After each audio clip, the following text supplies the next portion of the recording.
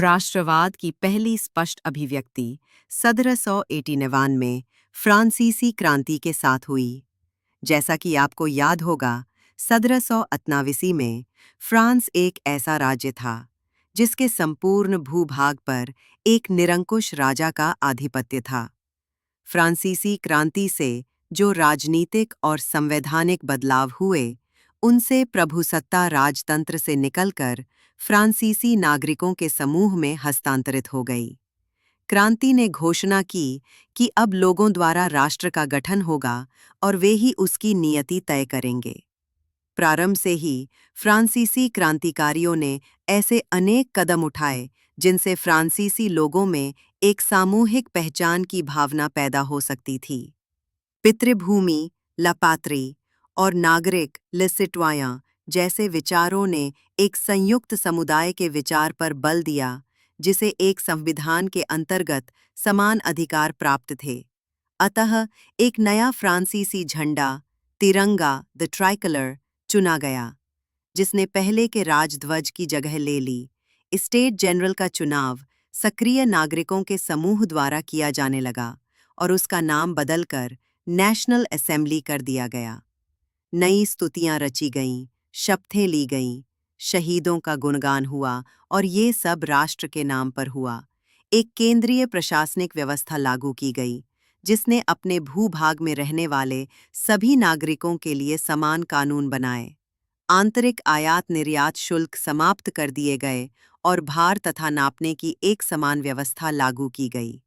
क्षेत्रीय बोलियों को हतोत्साहित किया गया और पेरिस में फ्रेंच जैसी बोली और लिखी जाती थी, वही राष्ट्र की साझा भाषा बन गई।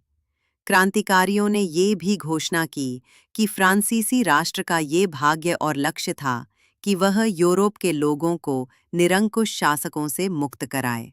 दूसरे शब्दों में, फ्रांस यूरोप के अन्य लोगों को राष्ट्रों में गठित होने में मदद देगा। जब फ्रांस की घटनाओं की खबर यूरोप के विभिन्न शहरों में पहुंची, तो छात्र तथा शिक्षित मध्यवर्गों के अन्य सदस्य जैकोबिन क्लबों की स्थापना करने लगे। उनकी गतिविधियों और अभियानों ने उन फ्रेंच सेनाओं के लिए रास्ता तैयार किया जो 1790 के दशक में हॉलैंड, बेल्जियम, स्विट्जरलैंड और इटली के बड़े इलाके में घुसीं।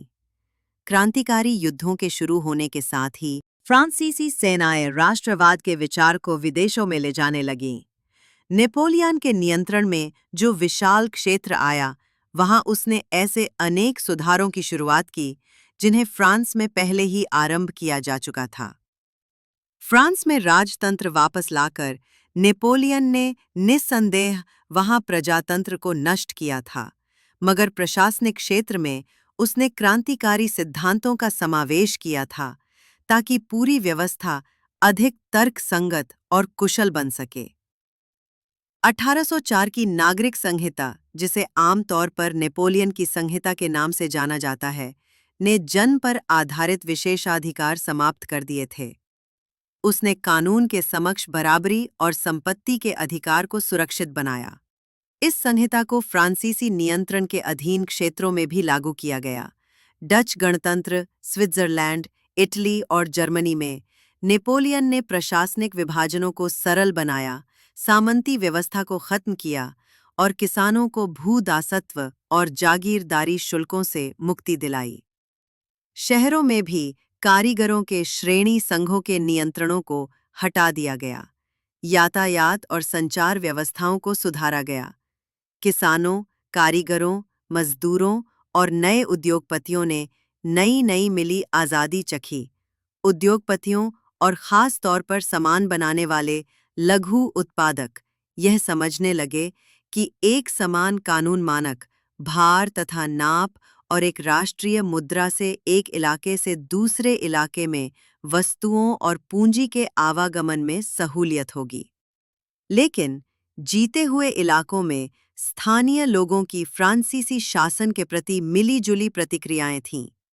शुरुआत में अनेक स्थानों जैसे हॉलैंड और स्विट्जरलैंड और साथ ही कई शहरों जैसे ब्रसेल्स, मेंस, मिलान और वार्सा में फ्रांसीसी सेनाओं का स्वतंत्रता का तोहफा देने वालों की तरह स्वागत किया गया। मगर यह शुरुआती उत्साह शीघ्र ही दुश्मनी में बदल गया, जब यह साफ होने लगा कि नई प्रशासनिक व्यवस्थाएं राजनीतिक स्वतंत्रता के अनुरूप नहीं थीं।